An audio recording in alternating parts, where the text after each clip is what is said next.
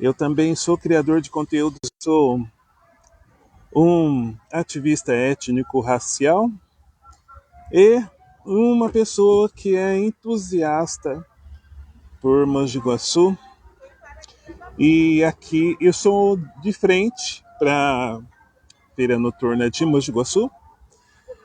Aqui nós estamos tendo uma possibilidade de curtir essa feira não só no dia de hoje, como é de costume, mas também ontem teve o primeiro dia, hoje teve o segundo e amanhã também, se você quiser curtir com a sua família, amigos, amor, amor ou amor, el amor, pode vir aqui a partir das 17 horas. Eu estou bem, graças a Deus, muito feliz também por saber que estou curtindo um feriadão, né? Um feriadão bastante importante. Nós comemoramos ontem aí a Revolução Constitucionalista e as marcas dessa Constituição, dessa Revolução não está somente no feriado, ela também está nas ideias. E eu tive a gratidão de estar passando uma parte da minha vida num local que foi criado principalmente em resposta à perda do conflito. Ou seja, os paulistas tentaram convocar o resto do Brasil para que se tivesse uma Constituição brasileira, quando o Getúlio Vargas assume em 1930, porque o Vargas, a seu interesse, ele queria estar mandando sem nenhuma Constituição para ser respeitada. Então você imagine como seria a vida da população brasileira se uma pessoa só decide tudo, ela acha que é feio, ela manda tirar, não tá bom na opinião dela, não ouve a opinião de outras pessoas e manda ou destruir ou manda apagar.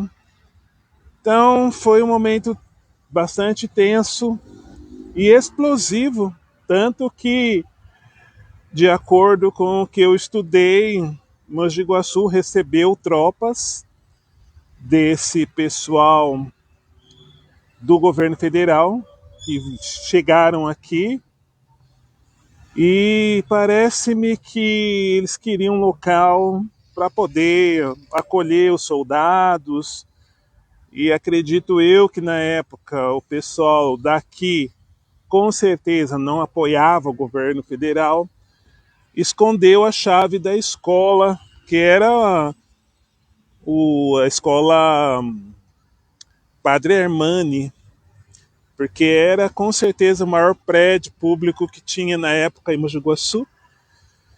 E o pessoal não deu a chave, aí, segundo eu ouvi dizer, houve ordens superiores lá dos comandantes e meteram o pau, meteram o pé, né, na verdade, na porta do colégio e dizem que por isso que uma das coisas que não é original no prédio do Colégio Padre Armani, que fica bem no centro de Mogi Guaçu, bem do lado do terminal, seria a porta de madeira, porque a primeira porta, a original, foi destruída naquela época que chegaram os soldados que foram enviados pelo governo federal para sufocar o movimento da Revolução Constitucionalista.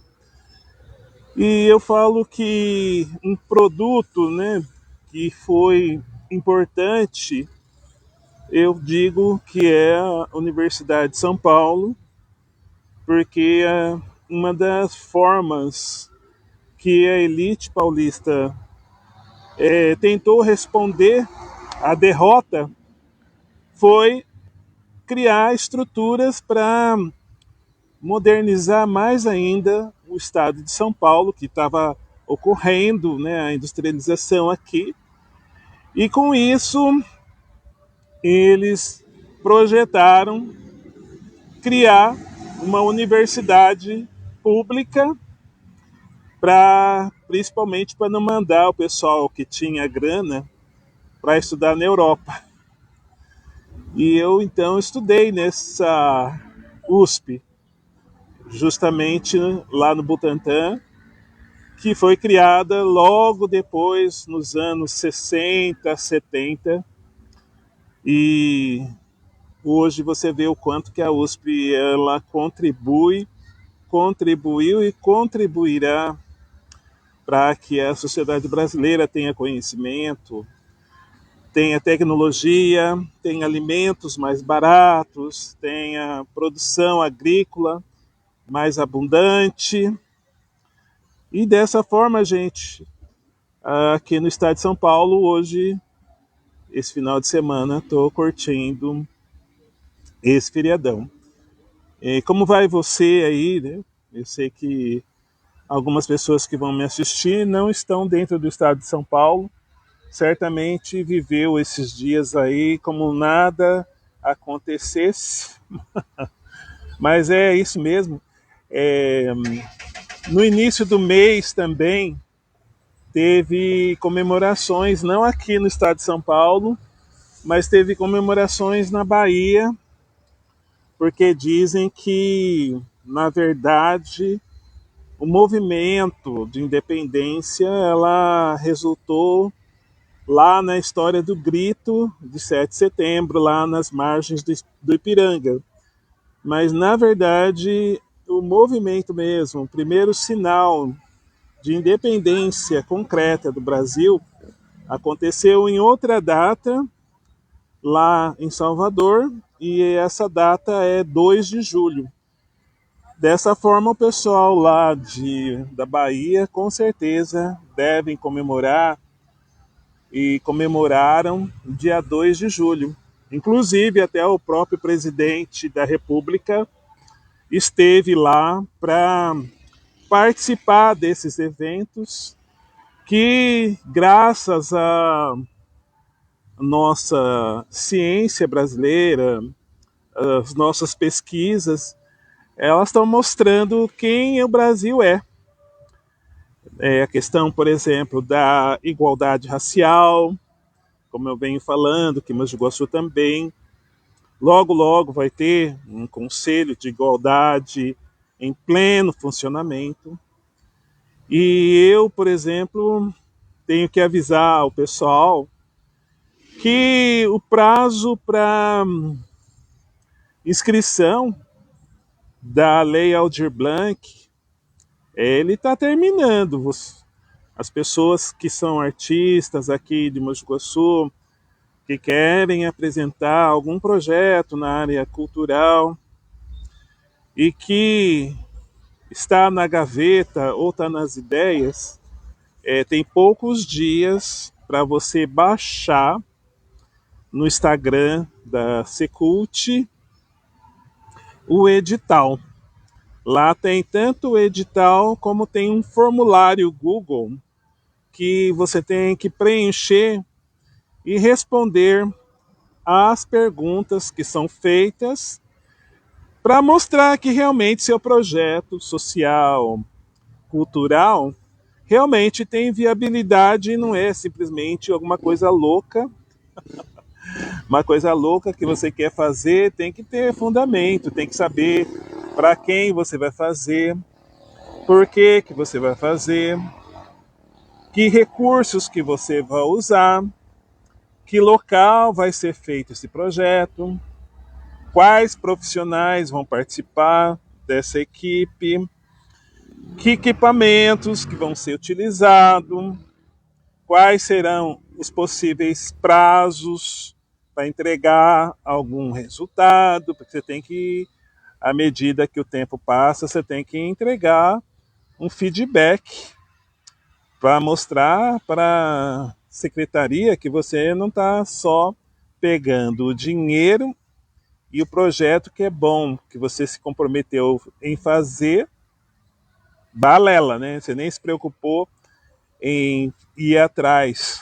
Só que tá lá querendo receber dinheiro, dinheiro, dinheiro. Então eu mesmo estou tendo que conversar comigo mesmo, conversar com meu celular, conversar aqui no Google Docs, conversar também com os meus parceiros. Tem gente que com certeza eu vou conversar depois, mas eu tenho já parceria estabelecida agora e conforme for eu tenho um plano B, porque o meu material é um material que eu acho riquíssimo, é um material que eu venho conhecendo esse material assim por pedaços, eu chamo de Jack terapia. O que é Jack terapia? É quando você vai por partes. E eu só sei que esse assunto veio, e eu fui me envolvendo, fui deixando um negócio aparecer, um pedacinho aqui, um pedacinho ali, uma pesquisa aqui. E aí eu fui refletindo, falei, nossa, mas como o pessoal não enxergou isso aqui em Mogi de Guaçu? E eu sempre falo que Mogi de Guaçu é uma cidade que ainda precisa ser vendida no sentido positivo. O pessoal não tem ideia do quanto que a gente tem de riqueza cultural aqui. Por quê? Porque é um município que tem uma extensão territorial grande, está numa região importantíssima do estado de São Paulo, da América Latina, do Brasil e do mundo. Aqui aconteceu muita coisa, só que as pessoas que conhecem Mogi Guaçu, que já viveram aqui, ou como eu, vivem aqui, sabem o quanto que essas informações são assim apagadas. Nós não temos aí projetos antigos que se preocuparam em cuidar bem da nossa história, documentos guardados, não temos fotografias, então fica difícil. E quando a gente vai fazer um projeto como esse, dá até vontade de desistir, porque você fala assim, meu Deus, a grana não é grande, não é um valor, né, não é um valor significativo, mas também se não, você não for atrás, quem vai atrás? Né? Eu não vou ficar perdendo meu tempo em convencendo uma outra pessoa a ir atrás desse assunto. Então eu que sou a pessoa que estou internada nesse assunto, estou inteirada nesse assunto, eu que tenho que ir atrás. Então eu falo assim, vai de novo, né, pela questão até do amor e da importância que esse projeto tem para a sociedade, como outras pessoas também devem estar escrevendo projetos aí, e eles acreditam que sim, e vão ter que justificar isso no corpo do projeto, falando por que, que ele está fazendo aquilo, por que, que a sociedade precisa daquilo, por que, que a nossa economia, o nosso meio ambiente, né, será beneficiado com isso também, porque quer queira, quer não queira, uma das áreas que ainda vai existir no futuro com mais garantia do que outras é a área artística. E como nós vivemos numa sociedade bastante preconceituosa, né, tem questões de homofobia, né, então vai lá o garoto querer escrever, aí já vem um monte de piadinha, né, chamam o garoto de um monte de coisa, porque o garoto não pode ser sensível, né, ele tem que ser caipira, tem que ser homem, né. Eu que sou poeta, eu escuto e escutei e vou continuar escutando cada piada. Então, se eu estou aqui fazendo esse vídeo, é um ato de resistência. Eu não estou só é, vivendo para mim, mas eu também estou tentando deixar um caminho aí meio que aberto para que outros artistas, pessoas pretas, pobres, periféricas, também podem ter um lugar ao sol. E aí é o que eu tenho que fazer, eu acredito nesse mundo. Não nasci herdeiro, não nasci de uma família rica, então não vou poder, por exemplo, estar na Copa. É. Como eu falei nos vídeos atrás aí, eu falei, eu senti uma inveja de não poder ter ido, né?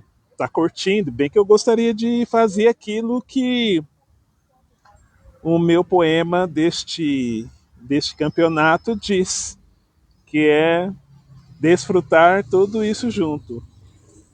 O Brasil fracassou? Então, pisou na bola.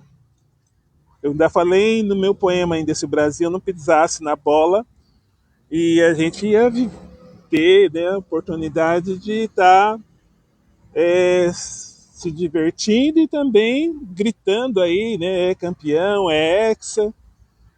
Mas assim, eu vejo, né, até algumas questões relacionadas à Copa e também o pós-Copa, porque ainda não acabou a Copa, mas no final do mês eu espero conseguir realmente estar desenvolvendo uma live no meu canal do YouTube e aí eu vou conversar com pessoas que estão ligadas nessa questão do mundo do futebol para fazer uma avaliação pós-Copa.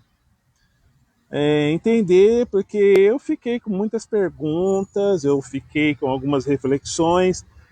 É como eu falei, eu não pude ir lá para assistir a Copa ao vivo e também eu estou trabalhando e dessa forma, às vezes eu consigo encaixar um jogo ou então um pedaço de jogo, mas o que eu poderia estar elogiando o Brasil, eu vou ter que elogiar os países africanos que foram países do Oriente Médio, foram países que têm condições totalmente adversas, tem países que estão em guerra. Eu nem sei como esse povo conseguiu treinar para ir para lá.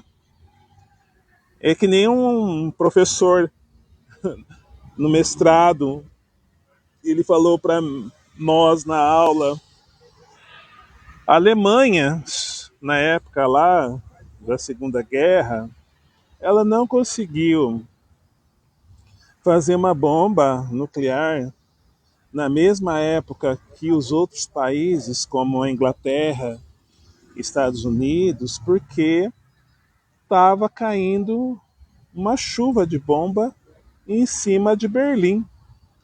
E dessa forma o pessoal não conseguia fazer os testes, não podia levar o projeto para frente. Se não tivesse caído bomba lá em Berlim, com certeza os três países mais fortes, né, da época iam ter jogado uma outra estratégia, não simplesmente agora vou jogar uma bomba lá em Hiroshima, depois jogar outra bomba lá em Nagasaki. E aí esse momento significou a afirmação de que nascia uma nova potência mundial e que essa potência mundial não estava mais lá na Inglaterra, mas nos Estados Unidos. Então é a mesma coisa que eu fico pensando como o pessoal aí dessa região do Oriente aí Médio conseguiu preparar o futebol, porque não estava fácil, né?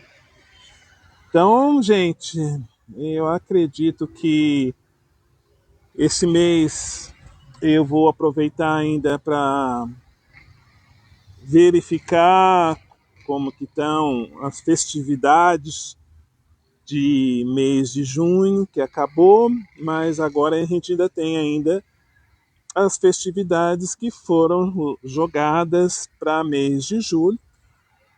Sábado passado teve quermesse lá na APAI. Eu fui, não fiquei muito tempo, mas estava gostoso também, estava bem organizado. Inclusive tem conteúdo meu aqui sobre esse momento lá.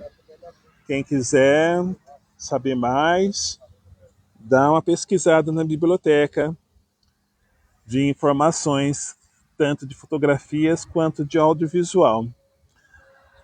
Aqui, né, nessas 3 noites de feira noturna, também está dentro do aspecto junino.